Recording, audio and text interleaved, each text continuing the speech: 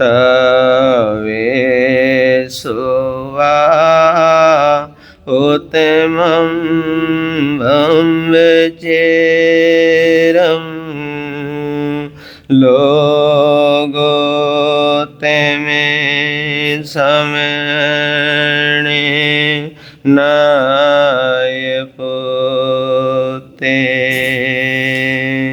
गुरु श्री राम मुनि जी को मेरा हो प्रणाम, जिनका जग में ऊंचा नाम, जिनका जग में ऊंचा नाम। दीन के बंधु करुणा सिंधु, जप लो सुबह और शाम, जिनका जग में ऊंचा नाम, जिनका जग में ऊंचा नाम।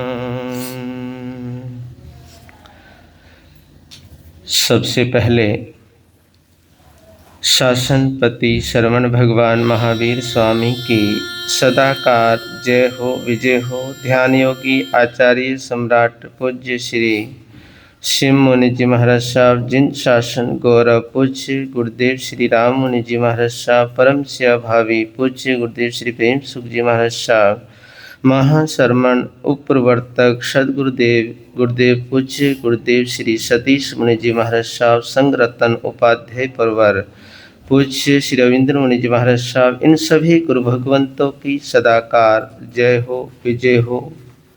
सशत वंदन पाठ पर विराजमान सरल आत्मा परम पूज्य गुरुदेव श्री अचल मुनि जी महाराज साहब के पावन पवित्र चरणों में सशत वंदन। संत वृंद, साध्वी परिवार, उपस्थित धर्म प्रेमी बंधु तथा माता बहनों, आप सभी बड़ी श्रद्धा के साथ जिन वाणी का श्रवण कर रहे हैं, तो कुछ देर के लिए आपके समक्ष कहूँ, आप सभी शासनपति श्रवण भगवान महावीर स्वामी की सदाकार जय हो विजय हो। आप अपने जिह्वा से उच्चारण करेंगे।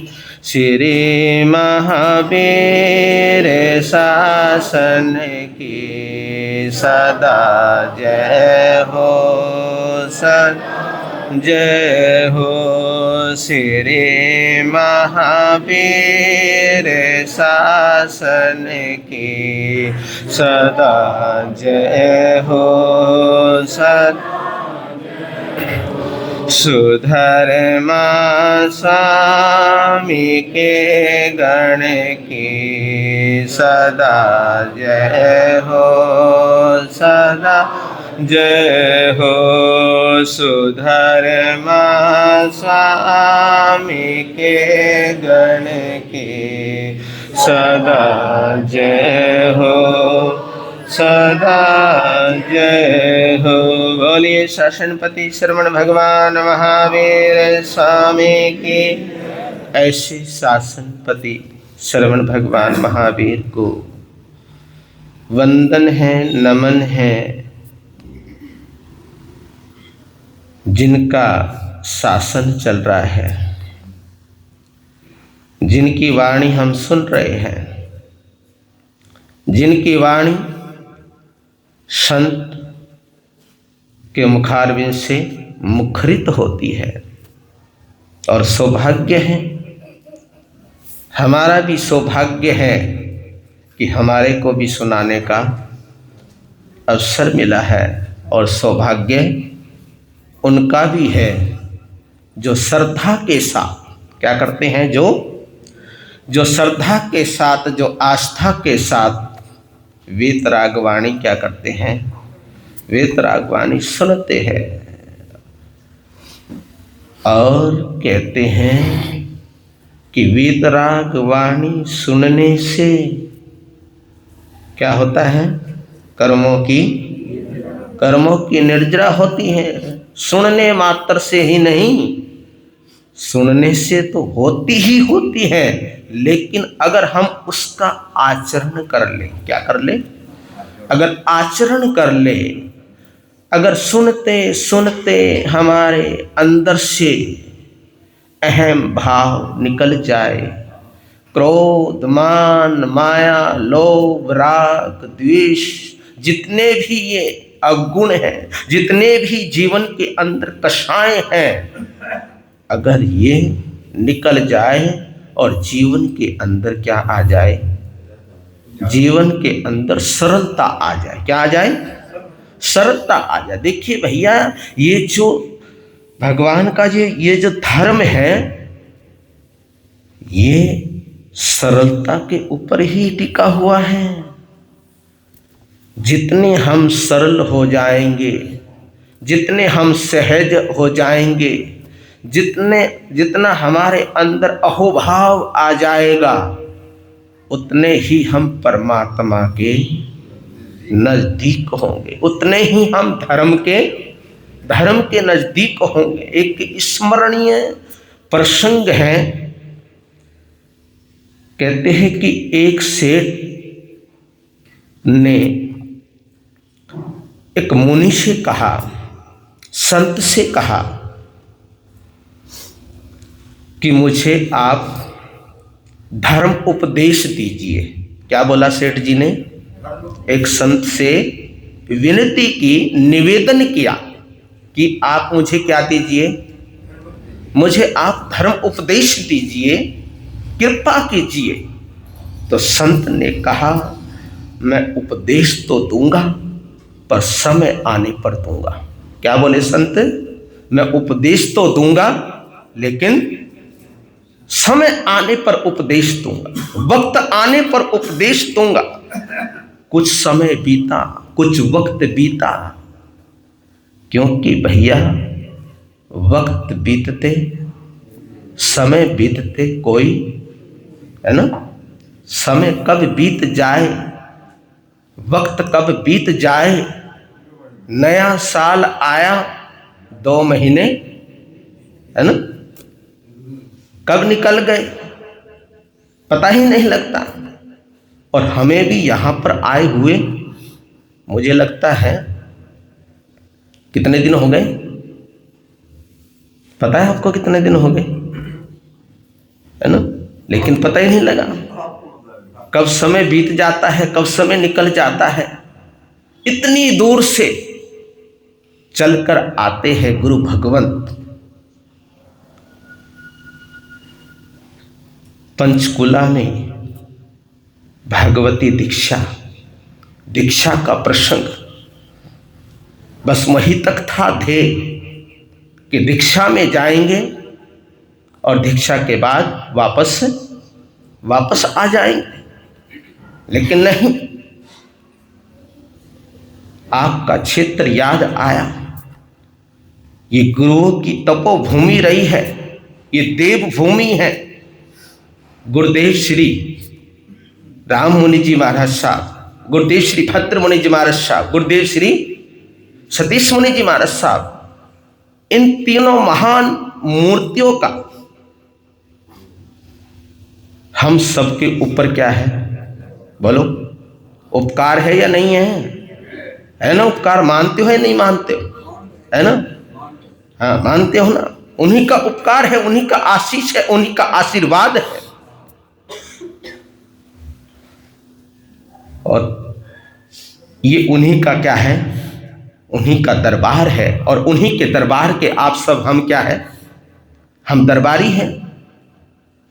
और उन्हीं का यहाँ पर एक प्रसंग उपस्थित हुआ है। कौन सा प्रसंग?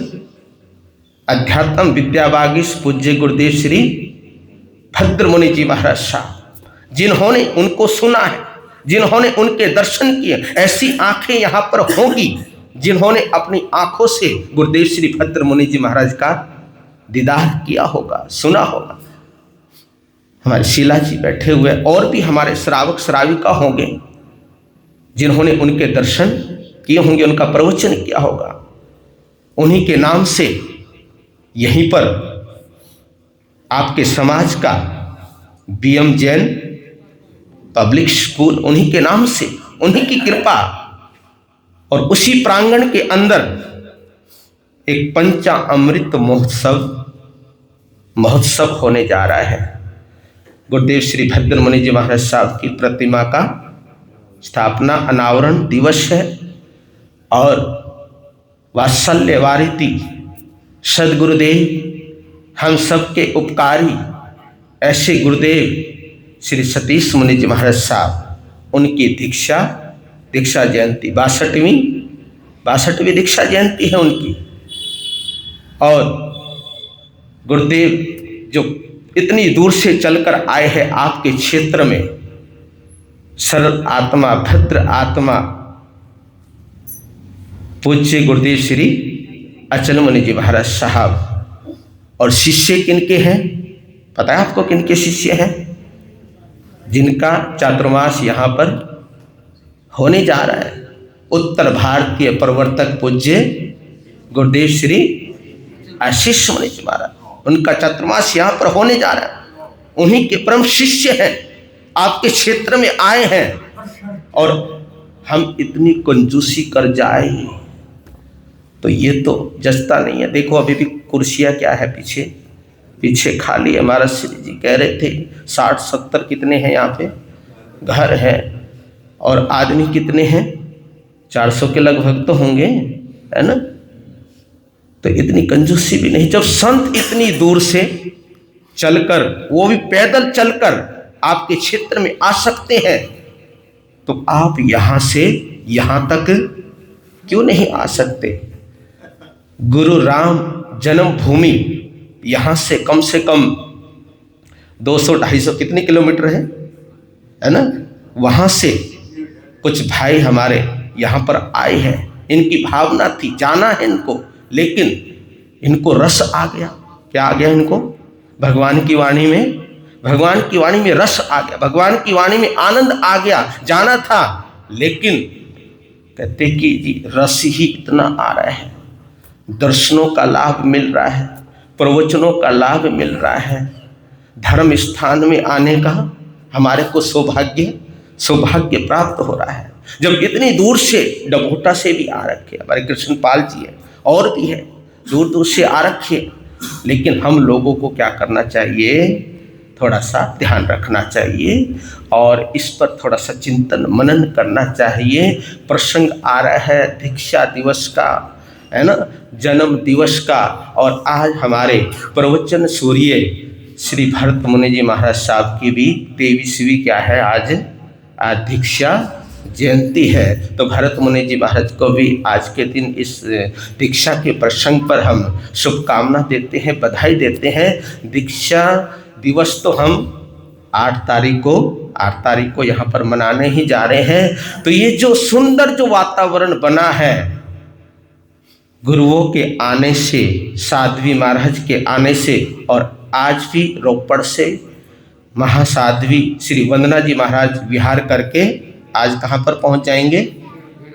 ढेरवाल पहुँच जाएंगे, और कल आपके क्षेत्र में पहुँचने वाले हैं। तो कितना सुंदर वातावरण है ये चतुर्विद संघ, और ये चतुर्विद संघ का शुभ अवसर कभी कभी प्राप्त होता है, और बैठे बैठाए आपको ये लाभ प्राप्त हो रहा है।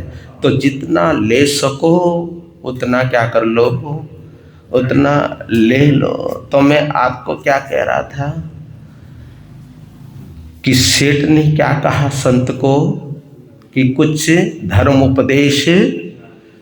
उपदेश दीजिए। तो संत ने क्या कहा कि समय आने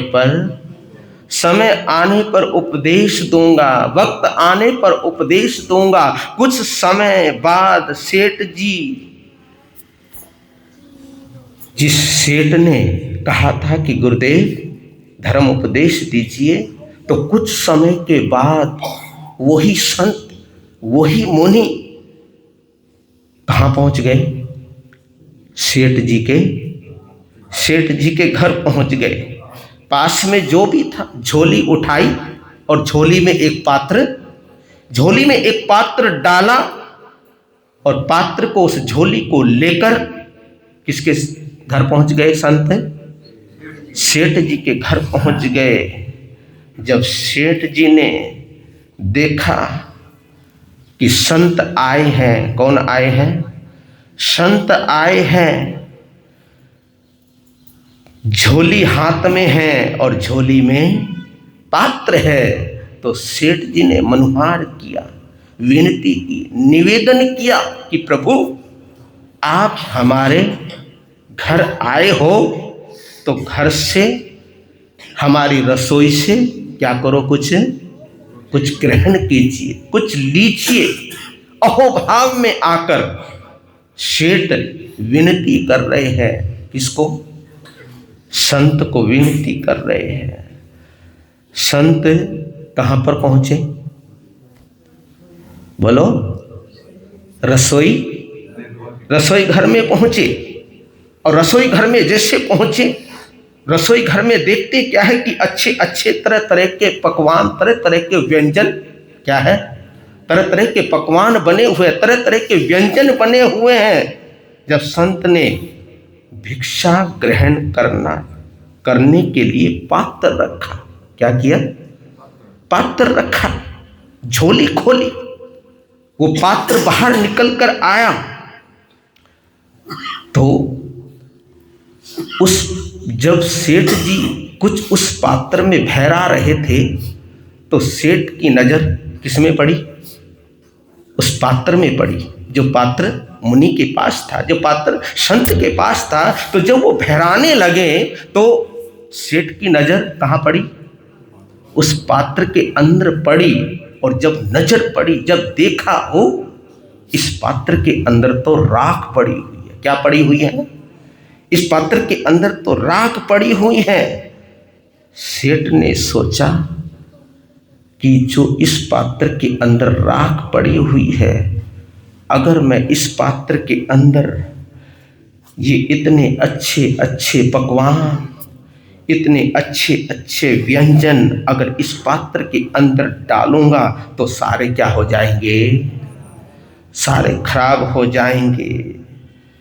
ये सोचा सेठ ने, और डालने से पहले सेठ ने मुनि से निवेदन किया। क्या किया?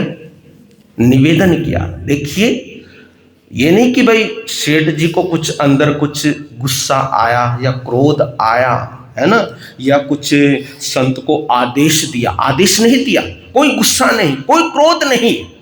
जब देखा कि राख है तो निवेदन किया संत से। क्या किया?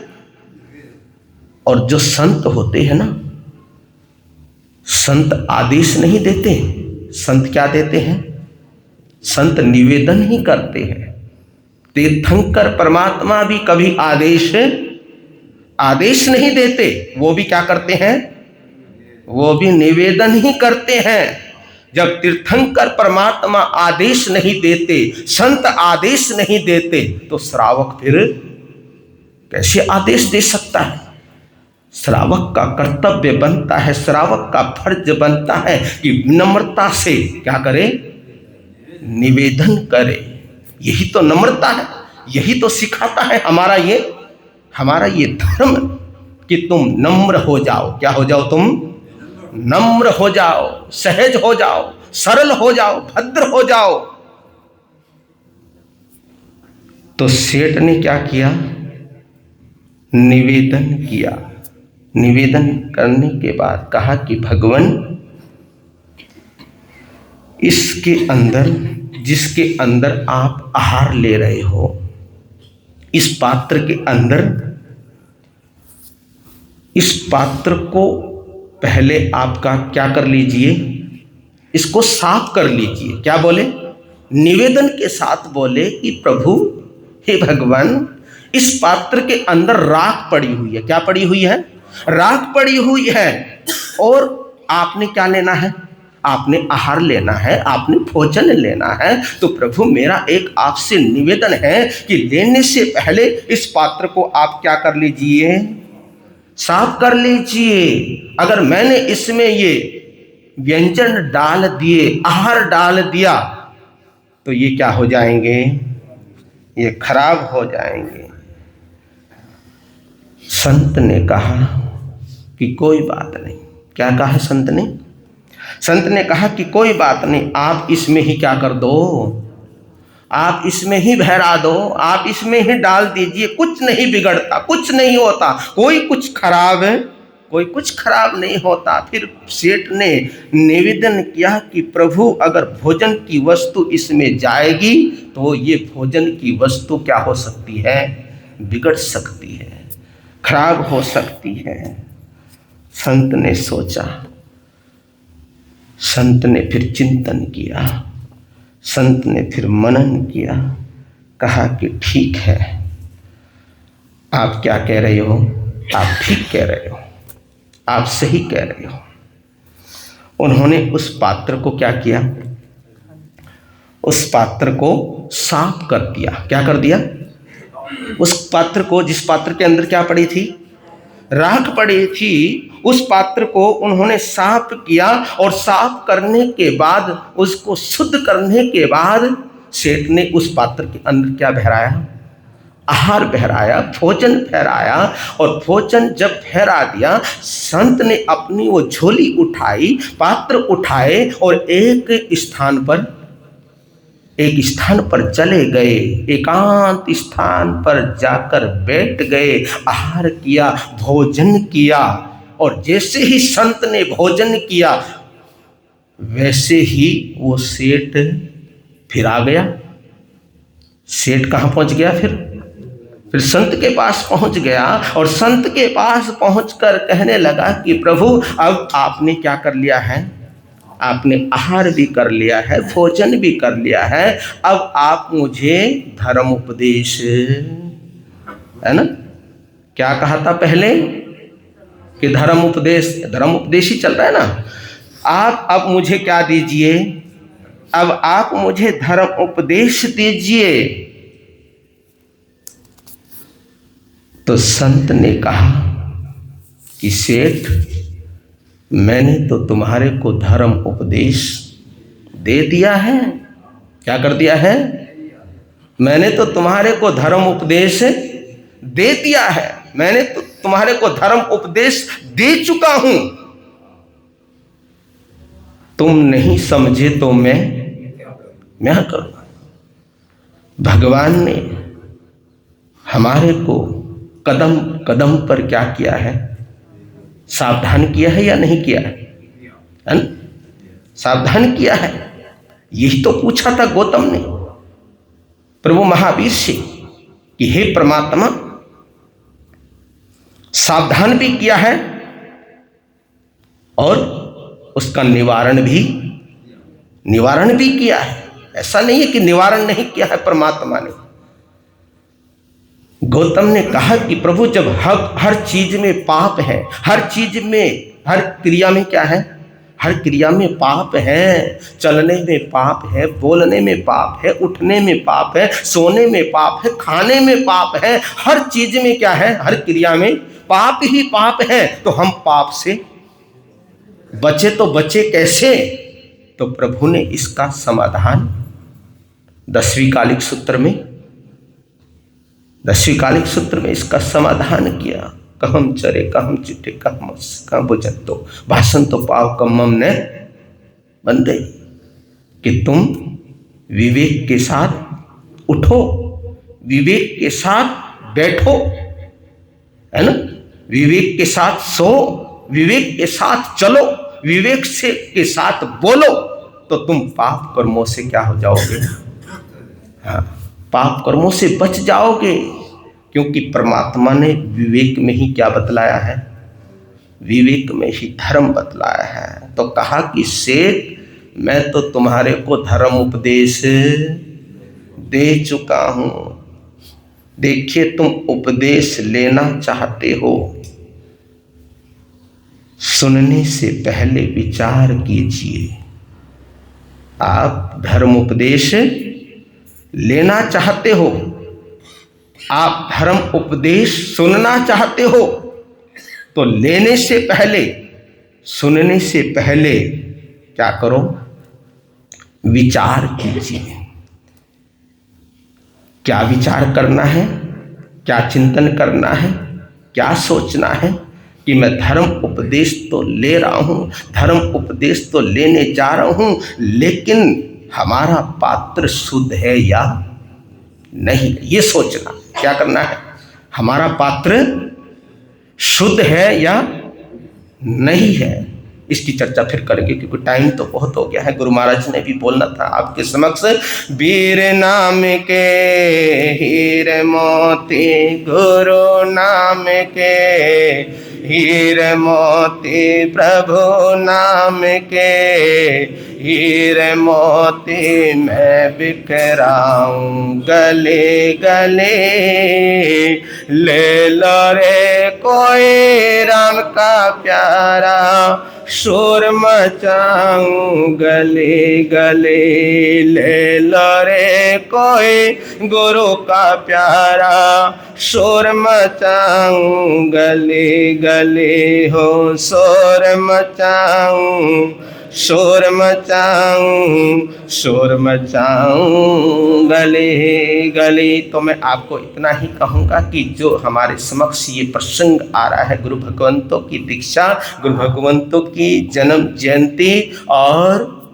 मूर्ति स्थापना जो भी है, अनावरण है मूर्ति का, तो ऐसी उपकारियों का जो हमारे ऊपर उपकार है, उस उपकार को हम, वैसे कहते हैं ना, गुरु माता पिता का उपकार चुकाना बड़ा मुश्किल होता है, लेकिन गुरुओं का जिनका हमारे ऊपर इतना आशीष बरस रहा है, जो इतना आशीर्वाद गुरुओं का हमारे ऊपर है, उन गुरुओं की जो दीक्षा जयंती, जन्म जयंती जो आ रही है, संयम जयंती, जिन्होंने घर बार को छोड़कर, है ना, मोह माया को त्याग कर जिन्होंने संयम ग्रहण किया है, तो उनकी संयम की अनुमोदना करने के लिए हम क्या रहे, सभी तत्पर रहे। बाकी की सूचना फिर आपको दी जाएगी। और कोई बात नहीं, 10-15 मिनट और बैठ जाओ, कोई बात नहीं, ये तो चलते रहते हैं, दुनिया के दुनियादारी के काम तो चलते रहते हैं। गुरु भगवंत कभी कभी आना होता है गुरु भगवंतों का, और जितना हम धर्म स्थान में बैठते हैं, गुरुओं के पास बैठते हैं, गुरु के सानिध्य में बैठते हैं, या जिन वाणी श्रवण करते हैं, तो इससे हमारा और सौभाग्य क्या होता है, सौभाग्य बढ़ता है। दुनियादारी के काम तो चलते ही रहेंगे, ये तो करते ही रहना, कोई बात नहीं। आप गुरुदेव आपके समक्ष कुछ देर के लिए 15 मिनट जो भी हैं, तो आप सभी बड़ी ध्यानपूर्वक श्रद्धा के साथ आपने श्रवण करना है।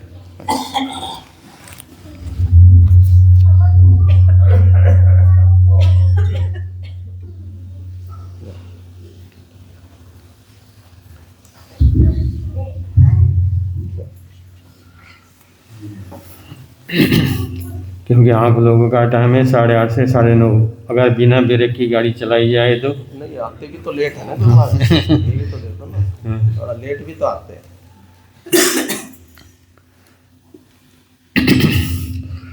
भगवन तेरी आराधना मेरी जिंदगी के शान हो, भगवन तेरी आराधना मेरी जिंदगी के शान हो, मुझे कहीं वरदान दो, मेरी आत्मा बलवान हो, मुझे कहीं वरदान दो, मेरी आत्मा बलवान हो, भगवन तेरी आराधना मुझे सुख की परवाह नहीं, दुख में भी निकले आह नहीं। मुझे सुख की परवाह नहीं, दुख में भी निकले आह नहीं। बस एक तेरा ध्यान हो थावे तेरा नाम हो।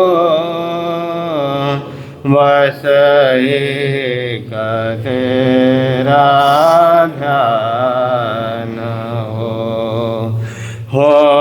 थावे तेरा नाम हो।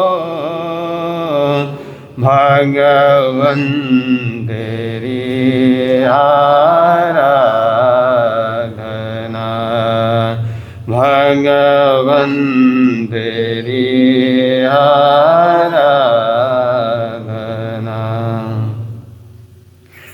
परमपिता परमात्मा, क्षमा और शांति के देवता शरवण भगवान महावीर स्वामी आराध्य गुरुदेवों की पावन चरण कमल में सशत वंदन करने के पश्चात मंच पर आसीन मधुर वक्ता आत्मीय श्री रचित मुनि जी महाराज, तेजस मुनि जी महाराज, मुनि वृंद, महासाध्वी पूर्णा जी, साध्वी वृंद, उपस्थित धर्मानुरागी भाइयों, माताओं एवं बहनों, कल हमारा सवाल था कि हम कौन सी गति में जाना पसंद करेंगे। कोई कहता है कि मनुष्य गति में जाना पसंद करेंगे, कोई कहते हैं कि देव गति में जाना पसंद करेंगे। मैं नालागढ़ वाले भाई बहनों से पूछूं, क्या देवलोक में जाना के मन पसंद होने से क्या आप देवलोक में जा सकते हो?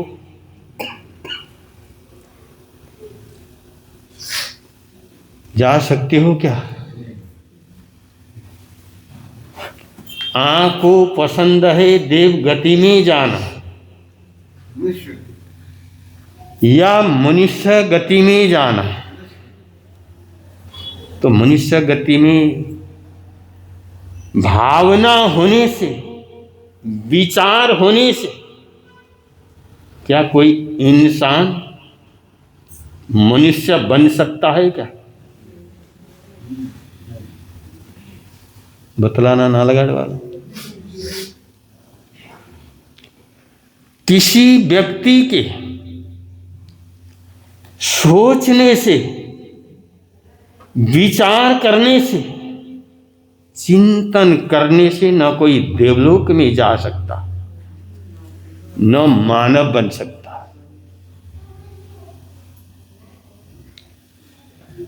तो फिर देव कैसे बनेगा? देव बनने के काम करने पड़ेंगे। क्या करने पड़ेंगे? देव बनने के काम करने पड़ेंगे, तब इंसान देव बनेगा। और मानव बनने के काम करने पड़ेंगे। आपने जैन परिवार में जन्म लिया और आप अपने आप को क्या कहते हो? मैं जैन हूं। नालागढ़ वालों, क्या जैन परिवार में जन्म लेने से कोई जैन होता है क्या? नहीं।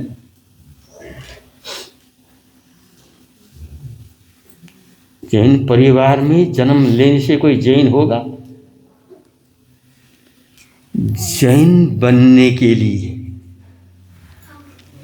जैन बनने के कर्म क्या है करने पड़ेंगे। जब कोई व्यक्ति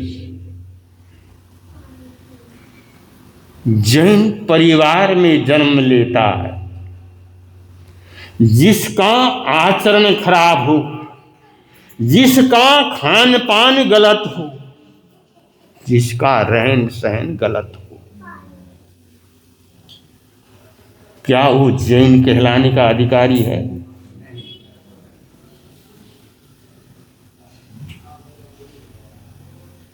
आप सब यहां पर उपस्थित, आप जैन बने या नहीं बने हैं, ये आपको मालूम है। किसको मालूम है? आपको मालूम है। आप अंदर से भी जैन हो या बाहर से ही जैन हो, ये किसको मालूम है? आपको मालूम है। लेकिन हमको ये मालूम है कि हम पक्के जैन हैं।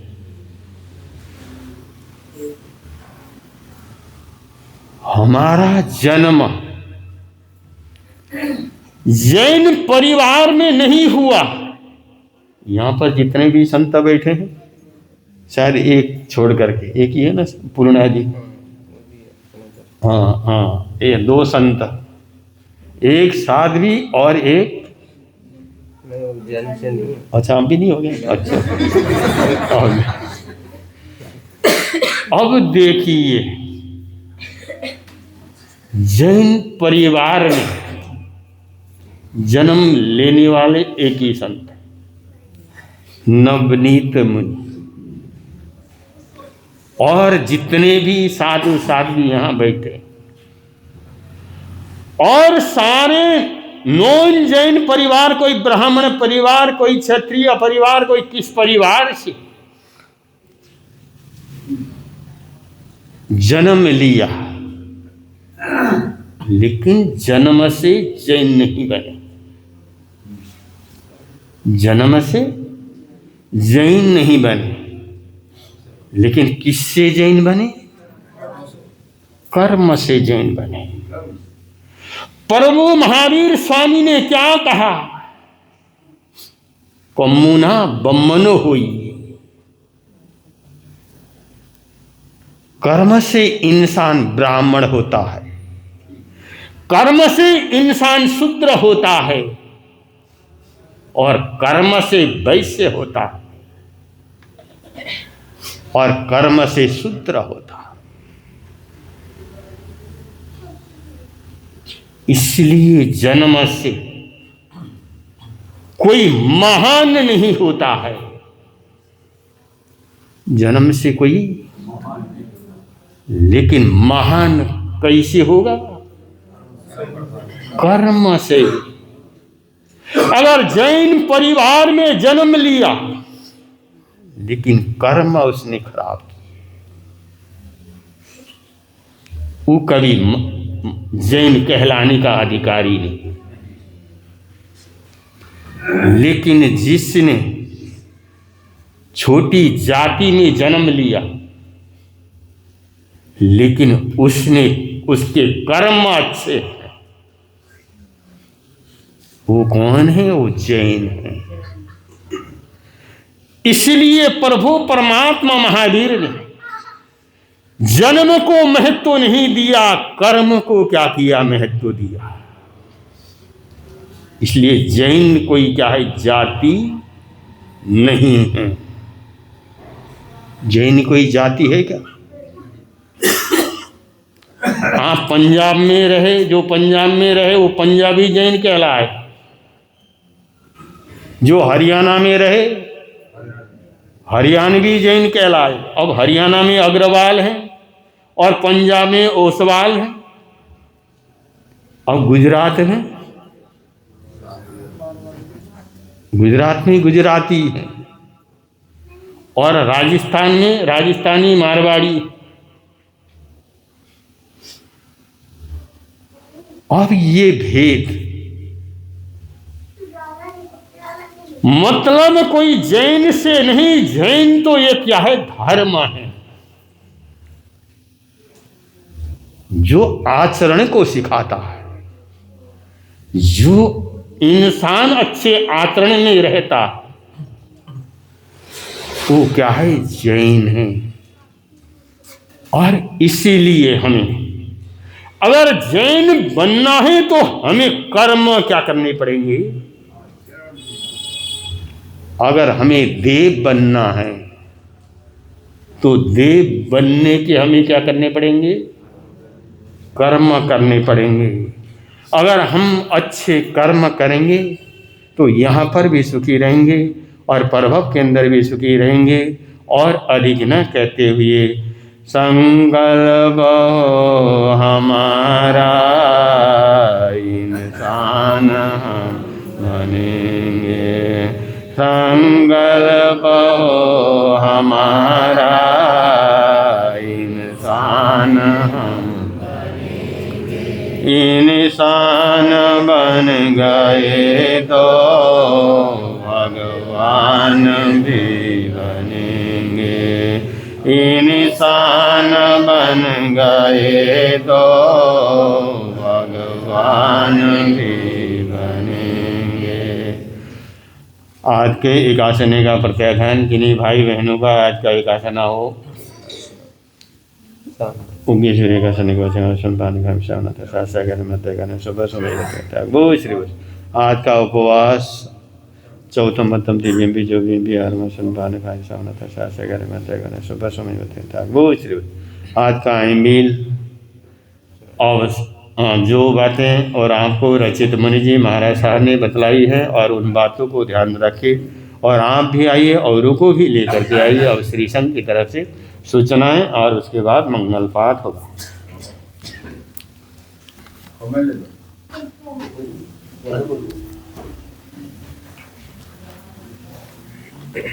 हरमसम जगवती में दियो संधि संधि करे लोये कतो वे मनुत्तरम। श्री चत्तारी मंगलम हरिहंता मंगलम सिद्धा मंगलम साहु मंगलम केवली फनातो धम्मो मंगलम। चदारी लघुत्तमा हरिहंता लघुत्तमा सिद्धा लघुत्तमा साहु लघुत्तमा केवली फनातो धम्मो लघुत्तमा। चदारी शरणं भोज्यामि हरिहन्ते शरणं भोज्यामि सिद्धे शरणं भोज्यामि साहु शरणं भोज्यामि केवली फनातो धम्मो शरणं भोज्यामि। ये चार शरण दुख हरन जगत में और न शरणा कोई होगा। जो भव्य प्राणी करे आहार उसका जरा अमर पद होगा, उसका सदा ही मंगल होगा।